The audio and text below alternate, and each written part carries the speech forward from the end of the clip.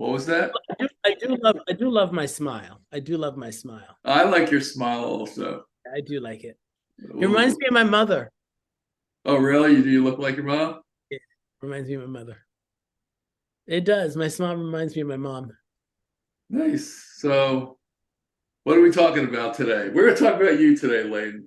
Okay, let's do it. Yeah. Absolutely And do it. What would you like to know, what would Mr. I like? What would I like to know? I'd like to know what like. We know that you're a designer, but like, and see. By the way, Leyden was in an Architectural Digest documentary. Yes, A New Taste, the 2023 AD 100.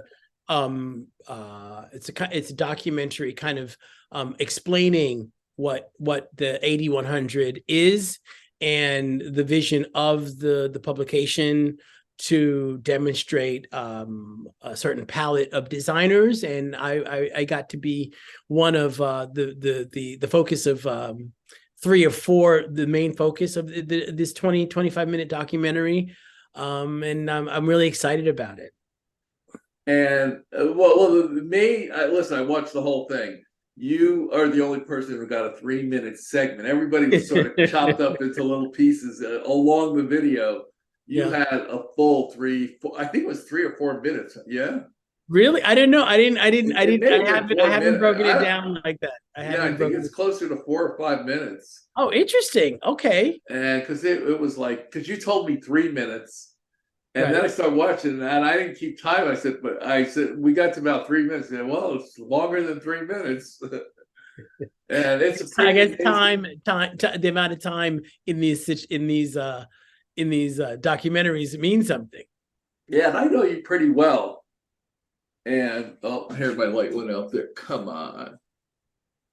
Are you going to edit this out? No. Okay.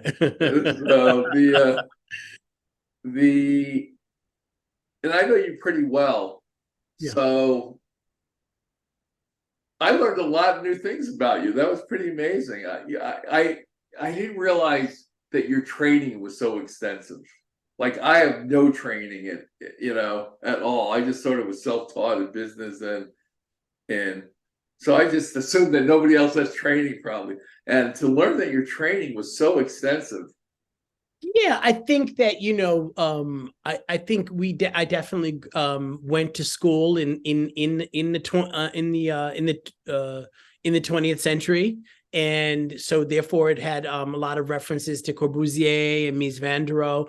And one of the things that I felt like I didn't mention is the contemporary architects and designers that we were actually studying. Like I actually reflected on that, like Zaha Hadid and Peter Eisenman, and really. How about Gehry? Was he one of Oh them? yeah, Yeah. Frank Gehry, 100%. I mean, I think the tendency is to I even got to kind of wrapped up in that trope about focusing on the early part of the 20th century as opposed to the latter part of the 20th century.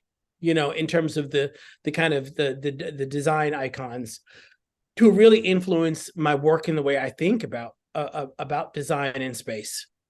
Yeah. So learning about your knowledge about all this was remarkable. Just that you hear your name, and now I'm looking up the name. Some of them I knew, and some of them I didn't. But I'm like looking up the name, like Le Corbusier, I do.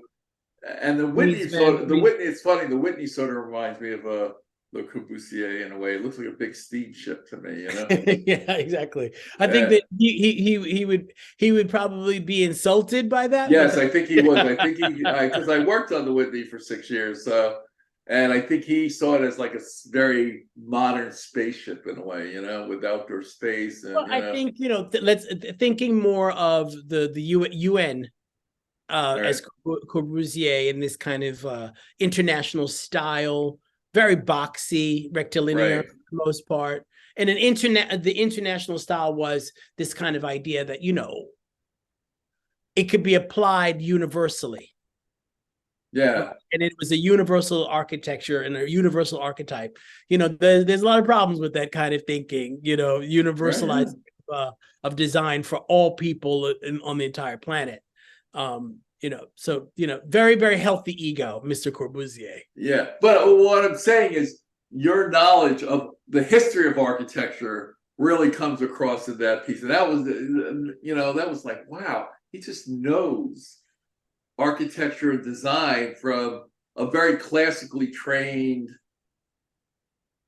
as a classically trained person. And then you take it to a different level to make it a little freeform, which is what the video was about. Exactly. I mean, I think that I think, as part of my creative, my creative path has been, how do I, use how I was trained in school. I went to Parsons, and Parsons is an interesting school also because it's not your go-to architecture school, like a Columbia or Pratt. So, and what I mean by that, they just don't have the same amount of prestige as a Harvard or Right. Yale School of Architecture. So for that reason alone, we actually had to, with the classically trained ideology that's important in terms of history, we also had this kind of very artsy, forward-thinking, feminist, because the school is Parsons, the new school for social justice, so for social research. So there was always that element that was always a part of all of our design projects. Wow. So yeah, you took you're building on the past. It sounds like in a lot of ways. Absolutely. But that's the stuff that came across really, really well. That you were how classically trained and how much respect you have for the classically trained. Yeah, I think I do. I really do. I didn't think about it that way. I do. I think knowing how to draw, and I might be a little bit stuck. I might be kind of sticking my finger in the socket a bit there, but I really do believe that the practice of actually drawing is it connects you to the one thing that you are going to do within space, which is occupy physically. Right, and you talked about drawing on napkins. Oh yeah, napkins, and I just draw everywhere. And sometimes to my fault, like on envelopes, I like, and sometimes I, my associates are like, what are we gonna do with this pile of stuff that you have here? Because you've drawn all over everything, and I don't want to kind of get rid of it. But but one of the things that I did do is I took it and I kind of mixed it. I see my evolution as theatrical. One of the things I didn't talk about is the amount of theater and art that gets added to that classically trained core, and how and performance, and how that mixture of things really is like is how I think about design today. Yeah. And so anyway, all of that stuff was just like, all new to me, just about how you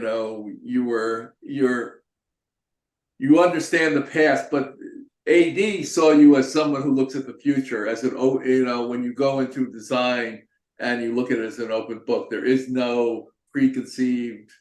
No, yes, exactly. Despite that, my classically training, I do, I think this whole idea of cultural relevance also is so important. Like, telling that story about my mom and my dad and how they came to and they immigrated to this country.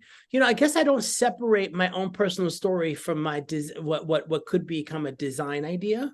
Like understand, like, we were just having a conversation, off camera about Judeo and Muslim and Islamic counterparts. And I would, like, for me, the idea that someone like architecture could be this like someone would design their home and not have an artifact that places them in their own lineage. Right. I definitely advocate for that. I mean, one of the things what does that mean? Give me an example. I don't know. Like, I just think of a mezuzah. Right. I think of, like a Jewish, well, at least an acknowledged Jewish home without a mezuzah, to me would like, that doesn't seem kosher. Right. You know what I mean? And that there would be the collecting of art and artifacts, or some sort of idea like, oh, this was made by these people, this group of people participated in the design of in the complete design of your environment. Right.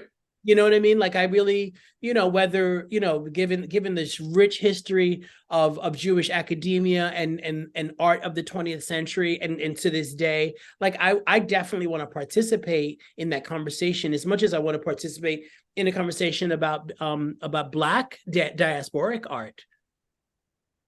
Right. So your creativity spans many genres then. Is that what you're saying? Yeah, but also remember, I primarily create homes for people who have histories. Right. Right. So and you said that I think you said that in the video, the AD video, which was that you see them as portraits, I think. Is that yeah, that I do see. I see the interiors as self-portraits. And so for me, so that they would have they're containing things that are really relevant from someone's history, or what, like we're doing this home in Cobble Hill, in this townhouse, and one of my clients is Norwegian and West African. One and so in my trappings, we were like, oh yeah, there was definitely a charge to, like, we want to collect Black art. They already do, and they wanted to incorporate that. And she says, well, I want something Norwegian in there Oh, too. there you go, right. And it was like, yes, you're right. Like, we can't negate one over the other. Like, there's right. And so we found these really fabulous 70s, these gorgeous 70s chairs from Norway, and nice. to incorporate into the home. And it's nice to, and of course that really inspires me about how all these different cultures have come together. Like, she's Ghanaian and Norwegian. Like, yeah. But here's my question: when you see a space, nothing is in there. Yes. Right. Nothing is. I mean, sometimes, yes, for the most part, in the ultimate projects, nothing is there, or at least if there's something there, you get it and go. You throw it away. Exactly. Right, because you want to create a new space. So you're looking at it and you're saying, well, you say this belongs here. How do you start imagining it? You imagine it with that's an interesting question. I think that there's definitely an interviewing process with the clients, right? Okay. Like, that interviewing process is one that goes from being something that feels like a titanium cube when we first meet, to something that's much more porous by the time the project is kind of completing, or at least you hope that it becomes like a really good. I always hope and pray that it becomes a connected relationship, like where we are exchanging ideas and their wants and needs come earlier in the process, so that I can really, I can really react. I can react to to what they desire, what my client and my collaborators desire. Right. So you're very specific and very refined about it. And it's funny because we were talking about what I love about your stuff, the stuff that I've seen, is the functionality. We were just talking before. Yeah. So Leyden showed me this interior he was working on, and it looked like a black painting. And I think it was near the front door. Is that correct? That's correct. And it was just a black painting. And I said, oh, that's sort of very cool. Just this blank black space in front of the door. And I'm trying to think, and the person he did it for made it so that's where he put his bicycle. Right. Well, that's what it was designed to do. It was right. But it's a beautiful piece without the bicycle there. But as soon as you put, maybe he's not going to put it the way you put it, but the way you put it, it turned it into a sculpture piece. Yeah. And so it's art both ways. And what I love about great architecture, even when I'm photographing, is when the function matches the beauty. If it's just beautiful, you know, and we've talked about this with the vessel. I know I don't beat up that guy anymore, Well, but I think that I think, and I might retract this in another episode. I think that architecture does have a function versus sculpture. okay, what is Versus, it? well, meaning there are sculptural aspects of an architectural building, Right, of an architectural space, or a design space. There's it can be sculptural, but ultimately, I think design isn't like art in that it is art that must function.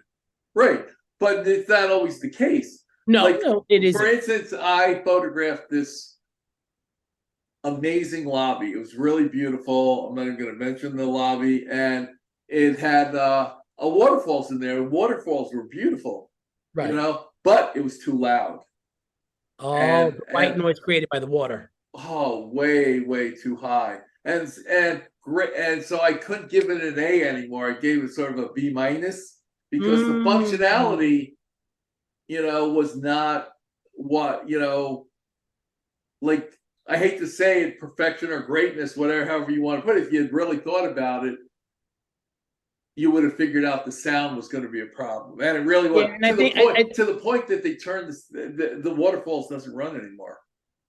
yeah, that sucks because it's such a critical part of the design, and that it what hadn't had it. But I think what has to be said about the practice of design and architecture is I think there's a lot more learning from what's built than we actually Yes, that we actually kind of confess to. Like we literally learn about what is the betterment of our individual design expressions with on the backs of our clients. yeah. I mean, Yeah.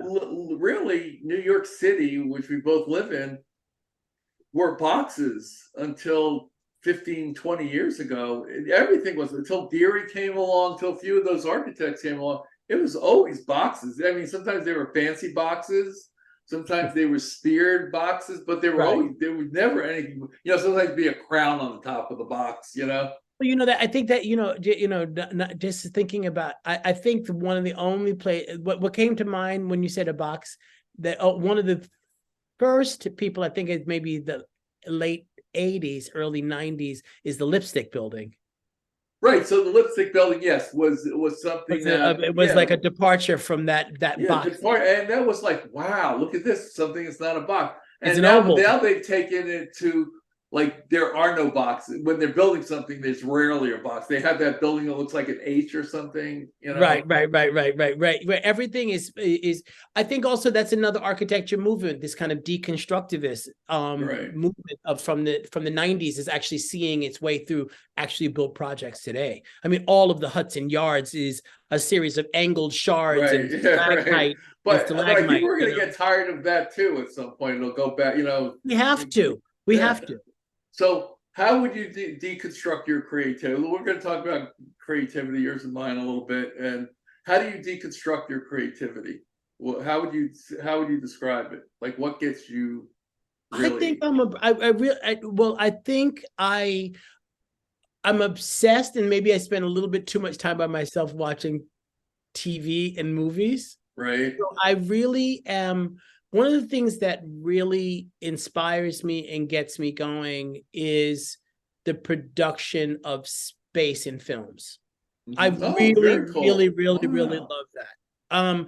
And so um I'm thinking about I actually am thinking about stages for my clients. Like how is so and so going to walk down those stairs, or how are they going to live there with their children in this space? And like I can like they're like paintings and photographs of them occupying these spaces, and there's a joyful background, and then there's like the other possibilities. And so I'm always thinking, how can we create something that's joyful, healing, healthy, and charged?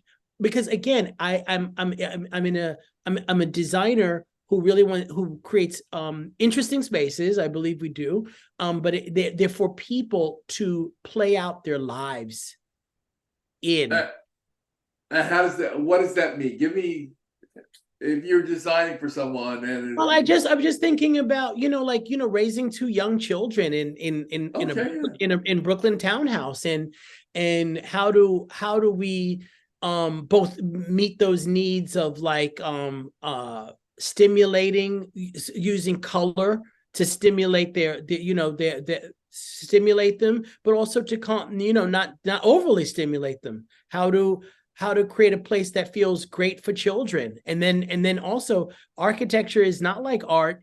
It has to last for a much greater, longer time. So like, how can it change, and how can we see the, like, I was doing two boys' bedrooms, and we needed to have enough color so that it's stimulating to these young men, to these boys right now, Right. who will turn into young men. But at the same time, how can that design kind of evolve with them as they go into their teenage years? That's so interesting. Yeah, I mean, it's so different.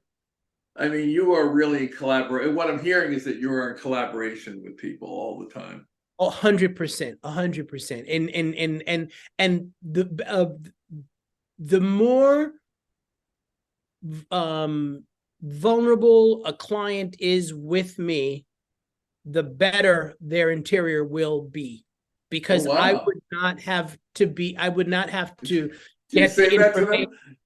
Do you ask them to start, I really should. I crying? really should. I really should. It's not vulnerable. It's just kind of like, no, it's just transparent. Right. Parent. What would make you weep? What would make you weep? Exactly. But I mean, I think that, like, in your photography, Ed, I think that you do something that's similar, like I don't know why I was thinking about that story you were telling me about. Everybody was looking at the bird in one way, and you Right. turned around and took it. You made a choice not to focus on the thing that everybody's doing. Right. Well, right. That is really important, because for up until a certain period of time, like, design has been rubber stamping it. A lot of design is rubber stamping, especially in interior design. Especially when something gets hot, right? But and we love in interior design, there's a word that loves to be thrown around, is what's trending. Right. What's the new trend? And I can't imagine that anybody would kind of spend the amount of money, spend the amount of time to look like somebody else, right? to look like somebody else. And not only that, is for it to be on trend. So that would also automatically mean that, when it goes out of trend, we need to replace it. And I cannot get my head behind that. It's like me with the word branding, right? Like, everybody's brand. You're not branded, you're a person. Exactly. And everybody says, "Oh, well, we're going to brand you." I said, "Well, you want to take the hot flesh to the, No, but I think you work very similarly with your photography, like, just a little differently, in that I think I need to surprise them to the upside, really. right. They don't have a clue most of the time what they're going to get. They just hope it looks good. They hope. Well, I think that's not very dissimilar to my world, except, like, the stove has got to function. Right, but Right? but in yours, what's interesting, it's a long process. Oh, it's a very, very, it's not, I would say that for the kind of custom interiors that I do, and I'm interested in expanding, that it is not for the faint of heart. It is for someone who definitely wants a customized interior that is only one that is made for them. Right. No, I think right. And the photographs that I'm taking, they don't really know what they're going to get. After they use me a bunch of times, and we, have done a bunch of jobs, they do it. But I'm always taking chances. Sometimes they'll fuck up. And if I have a good enough relationship with the client, they'll say, "Hey, we just need that a little," I sort of given up to, like, I got to get it perfect. Right. I want to get it just, like, to look great, and then we can perfect it afterwards. I mean, we just did the Macy's windows for Willy Wonka, and Macy's. not Macy's. Oh God, I'm gonna get fired. I thought that was Yeah, for Bloomingdale's. Bloomingdale's. Yeah, Yeah. for Bloomingdale, we did the Willy Wonka windows for Bloomingdale's, and the and it turned. They asked for one extra thing. It was amazing, you know. And I was sure. I said, okay, I'm just gonna get it to where I think it's like I think I like it, but it's not perfect. There's probably 5 more hours to go on it. They liked everything. I worked on another hour. There were just a few little things that I did. You know, I said they didn't even notice. I said, "Hey, we'll probably get rid of this, this, and that." So can I ask you a question? What's the difference in your mind, like creatively, between taking a good photograph and or a gorgeous photograph or and just documenting? Do you know what I mean? Like, no. Well, documenting I sort of like also because it's just like it's knowing the fundamentals. Like when somebody asks me to do background for a rendering or something, you know, right. And not many people do it well. Because it is a classical part of it that, you know, that I learned just through trial and error because I have no training in any of this. But I do like a really good classical rendering that a renderer could work with. The backgrounds are, you know, everything's good about it. Are scaled properly and things Scaled like that. properly, and I have a good sense of being able to do it in 3 pieces also. So I make a panoramic for them. So like I have a shot of between 51st and 52nd Street, all of 51st and 52nd Street that looked like it was shot from 8th. And the only way you could get this is if you shot it from 7th Avenue, you know? Well, you'd have to take out a lot of buildings. So I'm good at building photographs. You know, I've sort of developed some, like the one thing I've done well is sort of just try new things and innovate to see what, you know, will come out. And one of those things was sort of building these panoramics that they could use either visual, either as view shots or, you know, on the street for renderings. And it led me to work on a project that I'm working on for like 10 years. And now I'm trying to get, you know, a book on Central Park, which no one's done a really great architectural book on Central Park since Ruth Orkin, you know, in like 1973. And so like, if you really look at Central Park, it's, you know, everybody says, oh, they got balance. You know, all the books are very touristy. And I sort of took it as a piece of art, but art in the way that the Colorama, you probably weren't familiar with it. When I was a kid, a huge influence for me was the Kodak Colorama, which was in Grand Central. At that time, it was the biggest photograph in the world. And it was a panorama. And you could look up Colorama. The Kodak Colorado, they were amazing, and they were I remember these, and they had a little bit of a stilt in them, in that people were like this, you know, and you know, it was a little over idealized. So I'm doing a little less idealized, but I'm trying to get the feeling of 2000, you know, everything after 2000. I started after 2000. One, you see New York change in the background. You know, the building, especially on Central Park South, you can see the New York City building. The styles are different, but I do have an idealistic version of it also. And Kathleen Campbell, I've talked to since, who was one of our guests, said, "Oh, you have a very idealistic view. I see you go for." He said, "Yeah, it was always a little like that." And so there are. But it's just a diverse view of idealism. You know, there's a great shot I took at the Harlem Mirror of this mom who happened to be African American with her son just lifting him, and it reminded me so much of the Colorama. You know, right. Like almost like performing in public.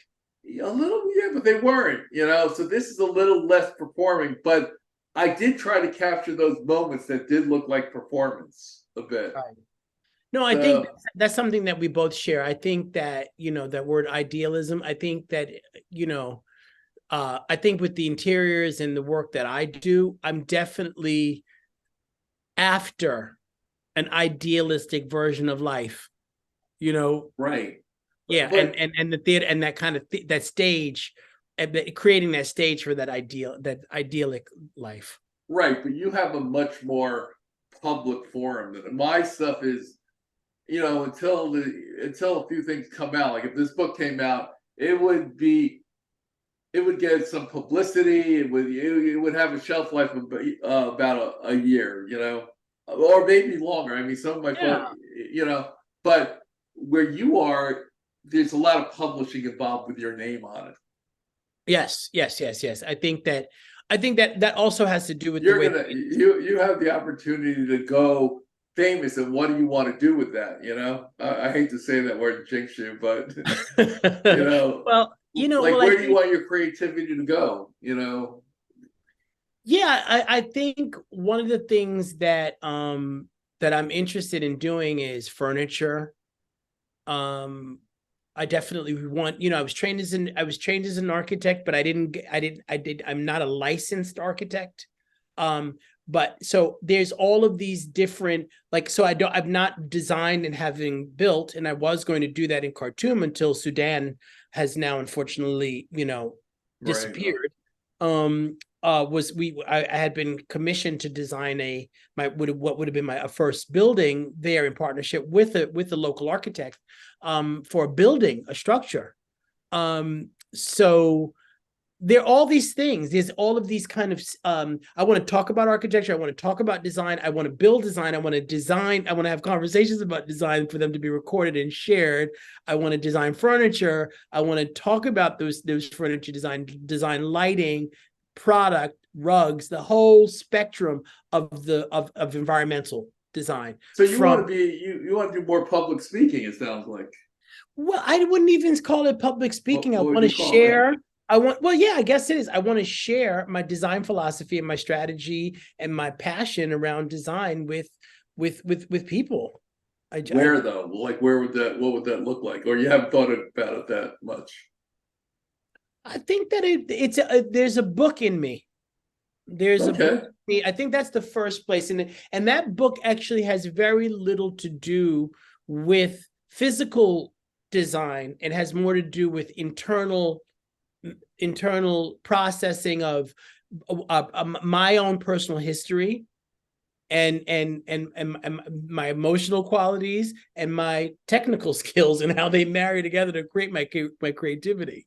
How do they marry? Since we're not writing the book right this second, how would give us like the 3-minute version or the 5-minute version of how those are Well, married? I think that,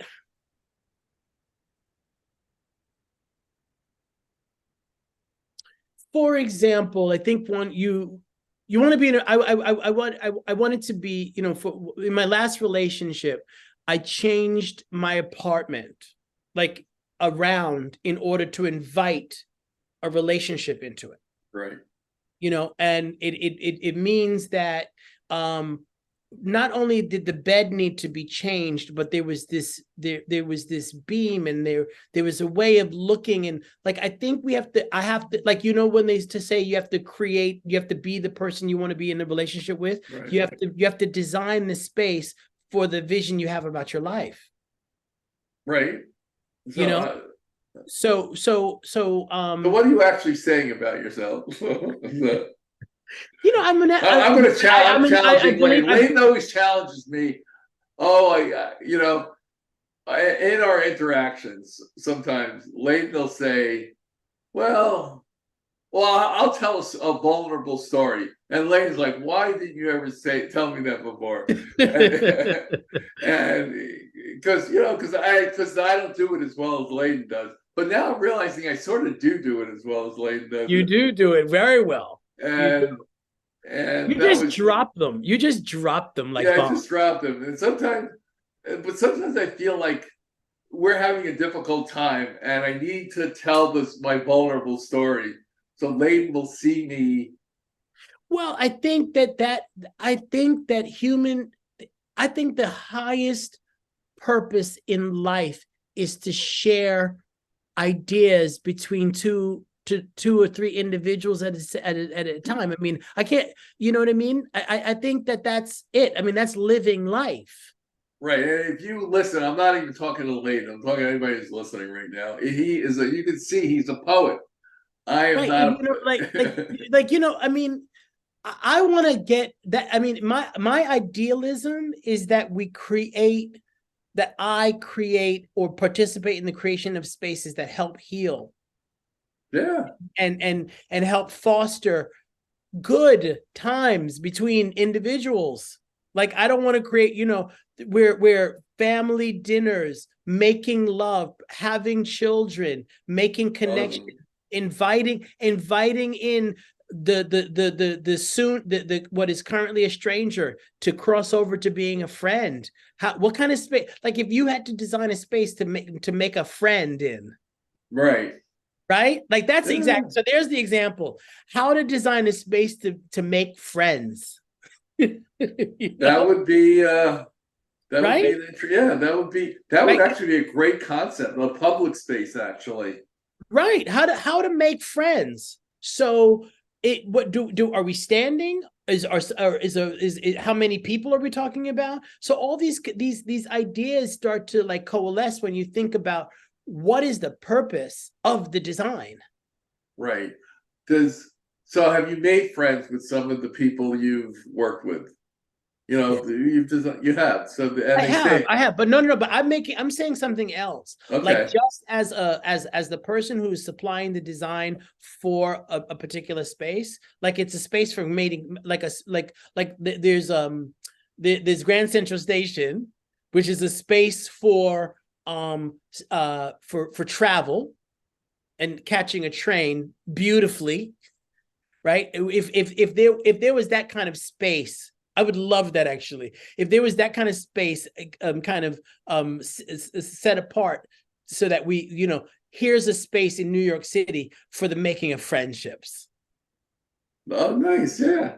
You know what I Yeah. mean? Yeah. No. Like, Yeah. Yeah. what would that include? What would that mean? You know, that's the kind of, and so that's a little bit where my magnetism to like conceptual art and performance art kind of leaks over into the architecture, you know. And Mhm. I love those kind of highly they're called conceptual projects, but I mean conceptual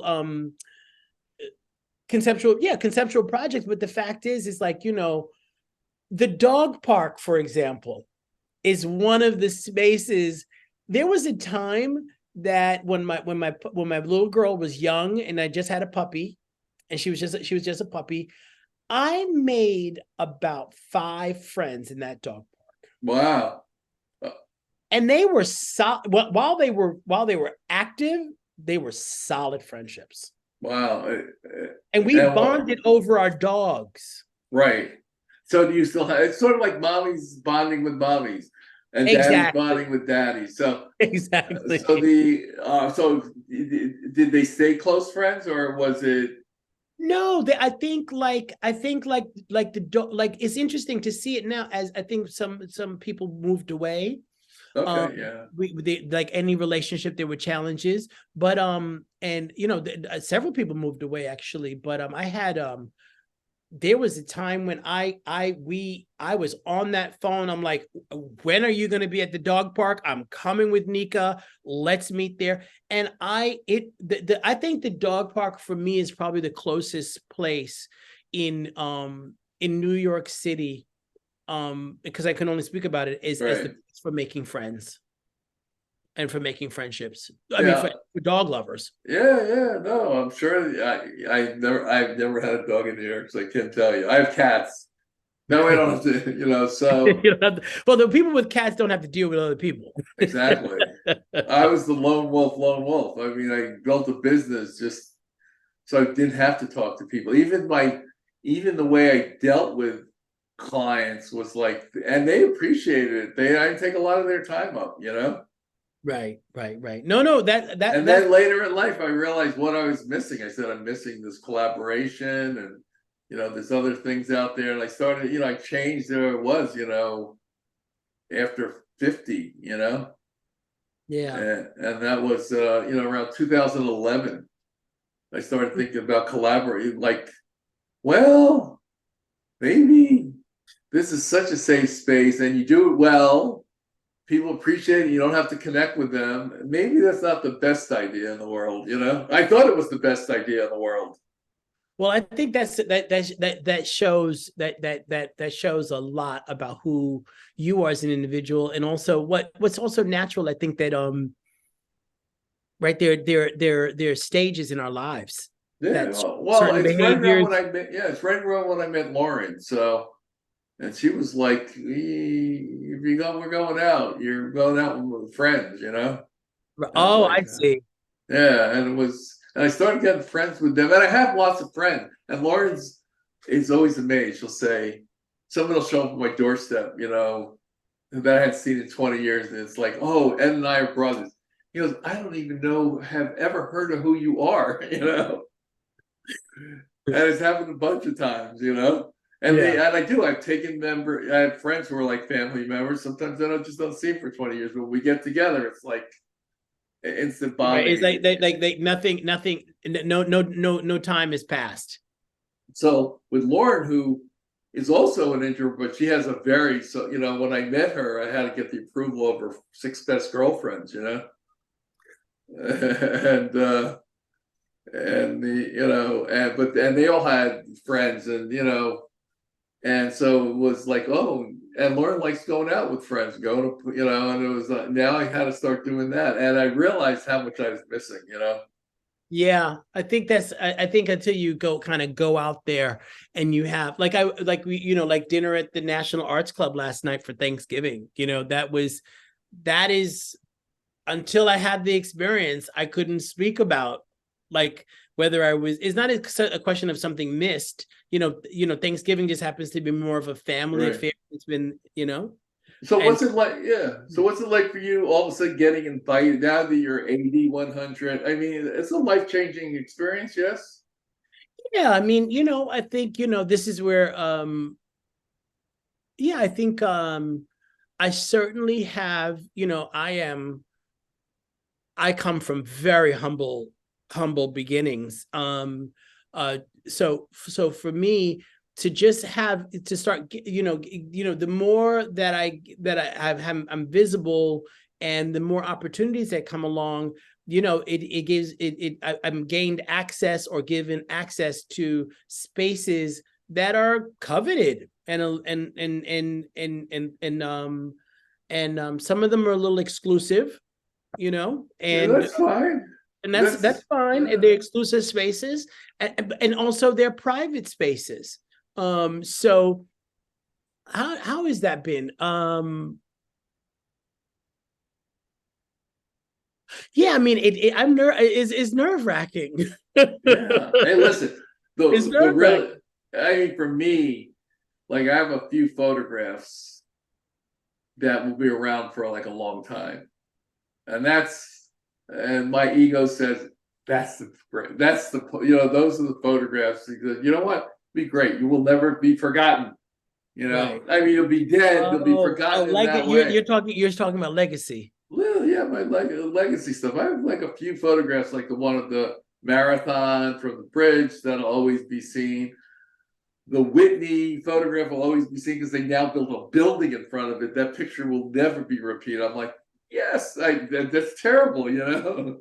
Right, right, right. But that's what ego looks like, you know. And then and my COVID project, we're hoping to sell to, not sell, like make it part of history. We know we have a piece of history, and we just have to find the right museum that'll take it, and then that'll be, you know, what it is. But I do, there's part of me that says, oh, even I have like 3 photographs of my life that'll, Yeah, I think for me, I think like lessons, I think because interiors for the most part, and that's what I primarily produce and make, get documented, and they become learning right, tools.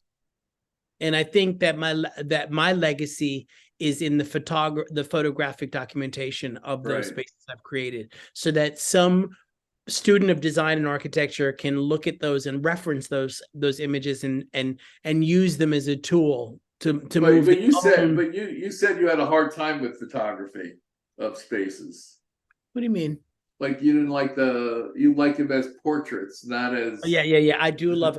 I have to say that there's a photographer that the first time I had one of my spaces, and at that time our spaces, when I was in partnership with Catherine Kim, my former business partner, was photographed by Jason Schmidt. Right. I don't know if you know him. I know that I've seen this stuff. Yeah. And he had a particular he had a 4x5 camera. Right. Yeah. And that is a camera that is primarily used for portraiture. Yeah. And it's also used for the architectural photographers of for architectural photography, but it's flat. Yes. It feels very flat, and I loved it. So to me, I can be a creature of habit. I love a good flat portrait of interiors, because to me you can't cheat in those. I don't know. What I mean by that, it's like it tells. Well, no, let me rephrase that. It's a way of presenting the space that shows it almost like a theater. Right. You know who used to do that really well? The New York Times, Lizzie Himmel. Do you remember her? Yes. Lizzie Himmel was like, oh my God. I was like, I always loved her. Oh, I was a big fan of Lizzie Himmel. Yeah. And she was, I think we were about the same age. But she got that New York Times gig. And I was like, and I would just love her. And it's not my style, but I was like totally in love with her every time I look at it. I was jealous and in love with the picture at the same time.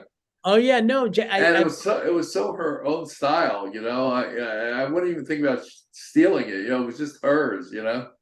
Well, I don't think, again, if you practice or you take someone else, I mean, that's what we do as like, you know, as apprentices, like, you know, like that's the whole point that we were making earlier. Like I took ideas from Eileen Gray. Yeah. And we don't all, you're right. Yeah. And I applied those things to my own designs, and and I take complete ownership of my own designs, but there is no question that I borrowed some DNA, some vapors from Miss Gray.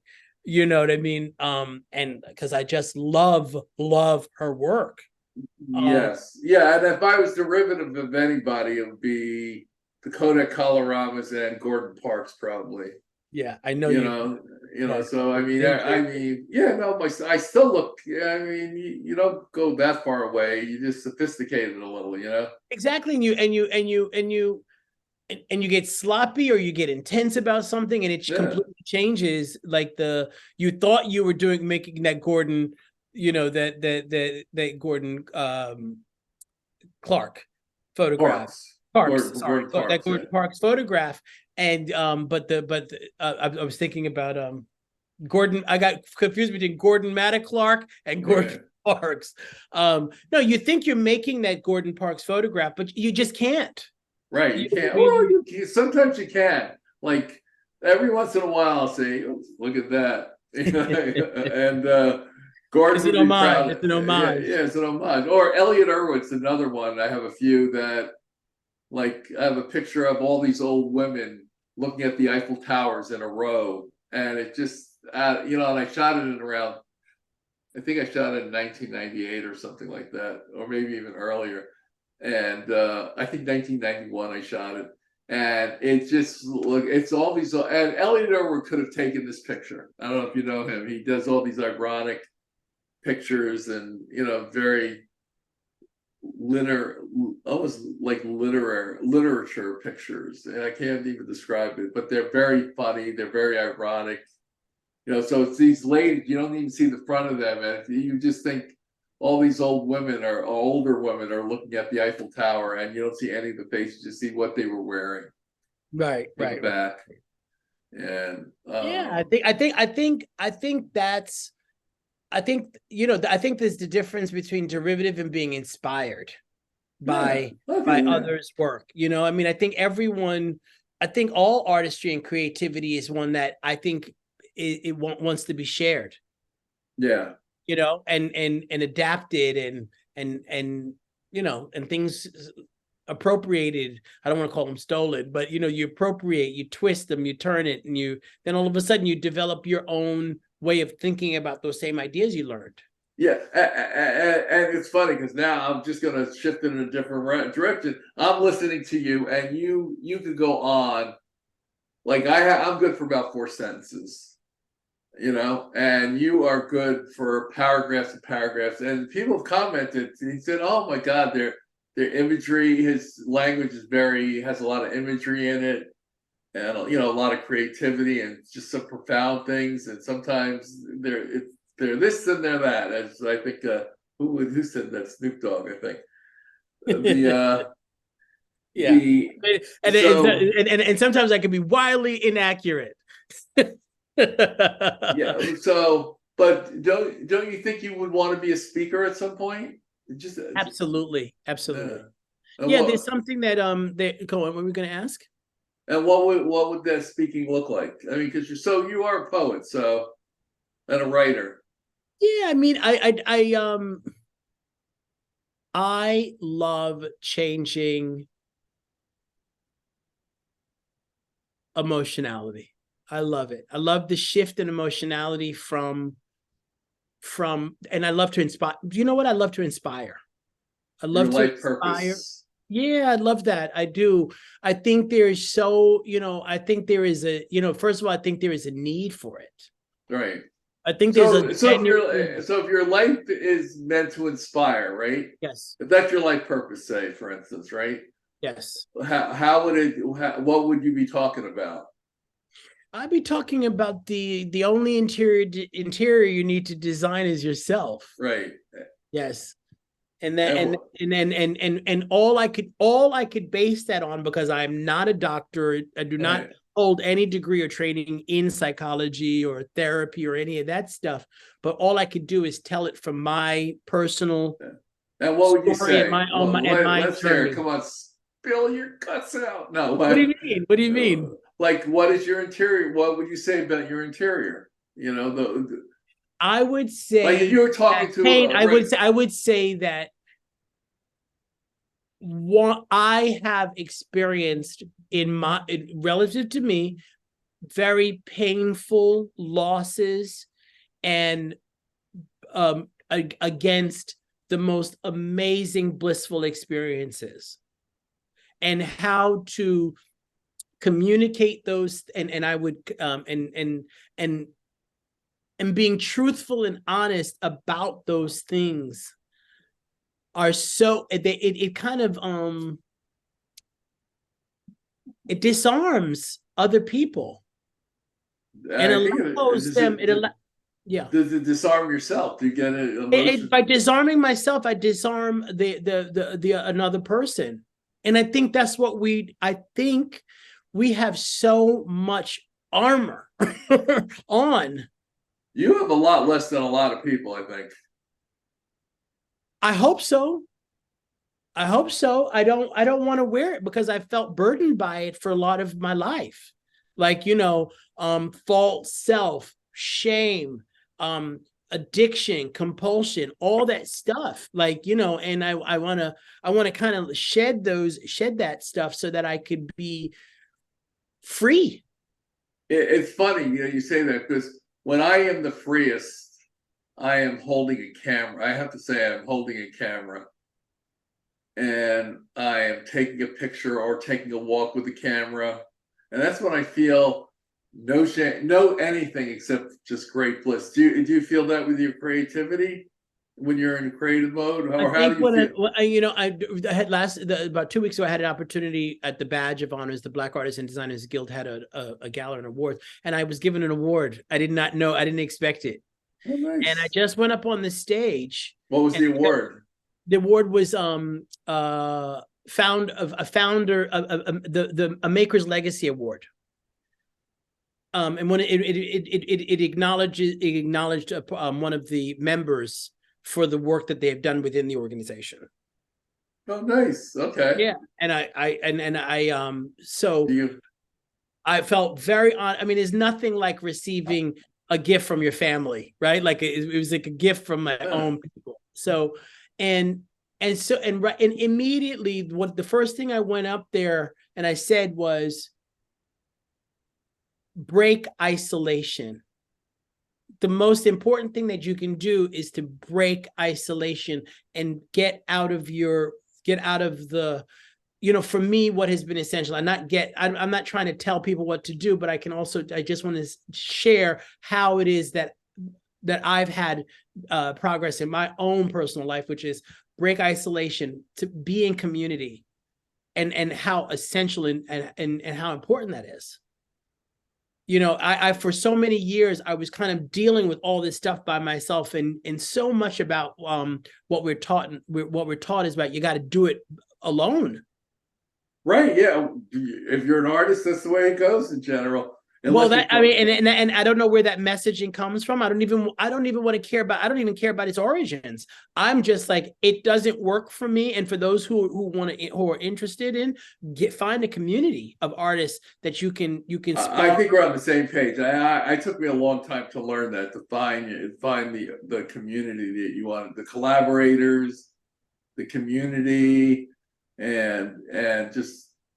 It's going to make your life better. I agree. It makes your life better, and also it's like the problems that we're each having individually, the minute you share it and someone goes, I'm having the same issue, like, it just becomes, that burden becomes a little bit lighter. And it becomes lighter, and sometimes the person actually hears you and realizes, oh, wow, maybe this is someone I could work with, Exactly. I mean, because I hate to say it, the one thing I've been fairly good at is figuring out how to get value out of, like in real terms for both me and the collaborators, that, the people I'm working with. Like, let's not just have it be a conversation, but let's take some actions here.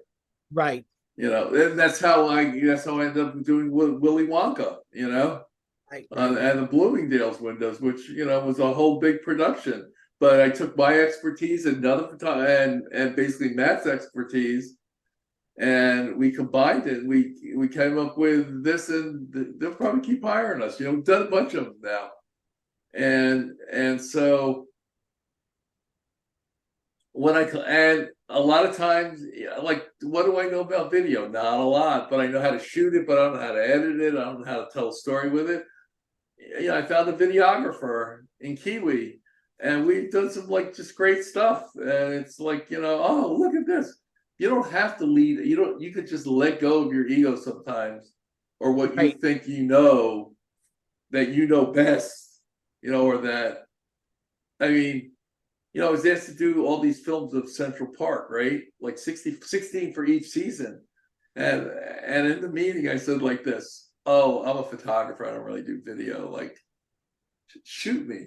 I just said that in a group, somebody offered me to do 64 videos. And I'm like, I'm a photographer, Right. I don't do video. I don't do video. Thank God they asked, they just ignored the answer. And asked again. They understood how stupid I was being. I tend to do that every once in a while. I think we all do. I think that's what I think as creatives, we do that all the time. No, I'm doing the Empire State Building. I'm doing a lot of stuff for them now, right? And the first time I talked to them, I said, don't you got a lot of Instagram guys doing this?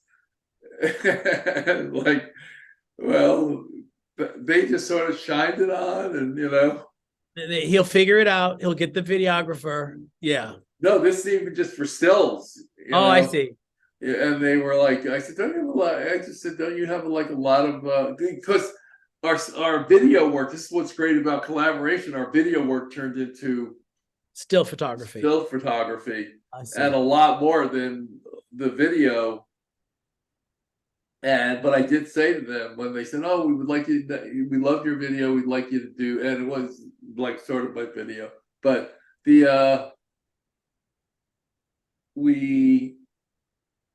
when I started doing the photography, we started talking about it, I said, "Oh, don't you have a lot of Instagram people doing this?" I'm like, "What a dumb thing to say! How dumb do you want to be?" Well, be gentle, because I think I don't know what I always say yes, and then because I yeah, I mean, if something needs to be if something seems a heavy lift for me to engineer, that Right, is probably when I know that I'm going to have to get a specialist. right. You know what I mean, to be a part of the stakeholders for a project. So, And I used to be say yes all the time also, and now my practice is, hey, let me get back to you, you know, what, an hour, a day, you know, yeah, whatever it is. Because then I'm gonna do this. Like, yes, I'll do it for a dollar, you know? right. Yeah, And no, of course, yeah, no, yeah, no. Saying yes and agreeing to the cost and the price are two well, separate. I just sort of take my time and say, oh yeah, really, this sounds great. Can I get? I'm in the middle of something right now. Can I get back to you in an hour or two? And that gives me a little time to breathe Right. because I make better decisions, Yes. you know, when I have a little time to breathe. Sometimes I'll ask for an extra. I say, yes, I'm definitely going to do that. Just give me, you know, can I get back to you? I just got to finish this project. Give Mm-hmm. me, I'll call you tomorrow. Is that okay? And they say, no, we really need to know that. Can you give me an hour? You know? Right. Yeah. So, okay. Anything, where are we taking this podcast, dude? What I mean, wherever it'll go. I mean, Yeah. up, beyond, through, What do and, we need to do, you think? um, I never asked you this off camera, so I figure I'll ask you on camera. I think, it's an area that I'm not an expert. I will confess that, right? And Me neither. I think the best way to go about it is to um keep on doing it. Yeah, okay. I love that. I'm Yeah. doing it, and I'm not managing. It's one of these projects for me where I don't expect, how can I say, I don't want to devalue it at all, because I have a lot of No, I value, hear what you're saying. but it is one of these things that are totally about my creativity and Right. about sharing, and I hope that it's received in a particular way and that it assists and helps and inspires other people. Yeah, I'm gonna spend a lot of time on it this week. Just, you know, on just seeing if we could just up our game a little and just take it, you know. And the one thing I've learned, and I've talked to a lot of people, unless you're, you know, you know, Taylor Swift or Travis Kelce at this point, Right. is a slow burn, you know? Yeah, I think that it is like, just allow it to come to do it. I mean, this is the one thing where we both can do it exactly on our own terms. Yeah. And I'm actually So, starting to write people who I know will say no, but I'm going to keep writing to them. yeah, We're gonna get a yes somewhere. of course we will. Yeah. Okay. All right. Yeah. Yeah. And no, and I love doing this with you. And I think, you know, I'm glad I always, you know me, I always get nervous that I said, Leyden's so busy, we're never gonna get this, you know. No, I'm not. I'm never too busy to spend time with you, Ed. Uh Yeah. and yeah, but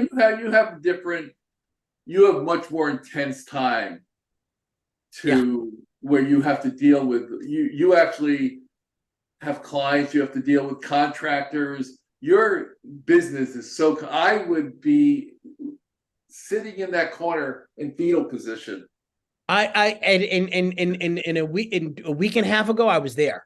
There you go, right. But you're I good was at but this is there. what that's where you're really good is that you get in the fetal position and then you work your way out of it. Yeah, I have to, and of course, I make decisions. I gotta take care of myself, and I don't think that the universe. I don't want to call it God, or I'm just saying that the love, the divine intelligence.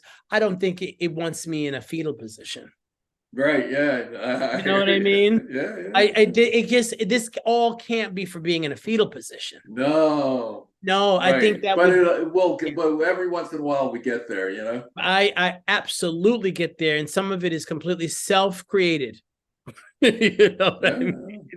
Yeah. But yeah, I love you, and I love the fact that Oh, I love you we too.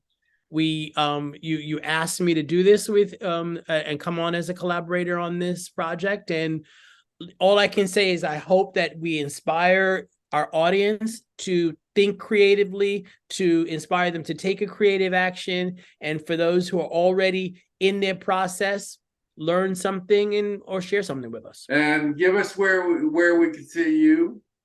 I am Leyden Lewis Design Studio at Leyden Lewis, LeydenLewis Studio on Instagram, and www.leydenlewis.com. And how about, where can they see this? Give us all the details on the documentary. Yeah. Right now it is called it's called the 8100, a new taste, the new taste. And it's on architecturaldigest.com. Nice. And I really think people should look at it. It really is an amazing look at a lot of architects and interior and designers, and even a landscape designer was in there. Yes. But I gotta say, Leyden got the meat, it was like, the watermelon. I'll take the meat. Yeah, it was like like the full, beautiful, plump watermelon, Ooh, I love it. Yeah, which is happens to be my favorite food, but yeah. So, and I'm at Ed Lederman, Ed Lederman Photo, PHOTO.com, and EdLedermanCoaching.com, which I do just like a little for just for. And how is Lederman spelled? Lederman is LEDERMAN. That's right.